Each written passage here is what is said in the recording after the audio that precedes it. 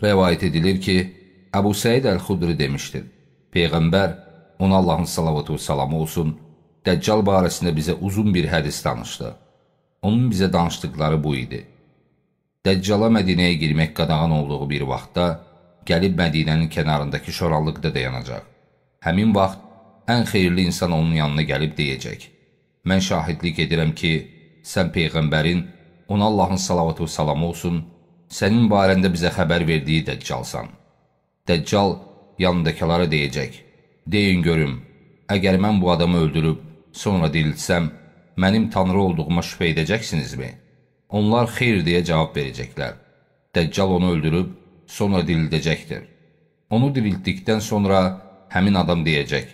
Vallahi, sənin yalançı olduğuna dair bugünə kimi heç vaxt mənim belə qəti inamım olmamışdır. Onda Dəccal deyəcək. Mən onu yenə öldürərdim, lakin bunu edə bilməyəcəyəm. Buxari 1882, 7132-ci hədis.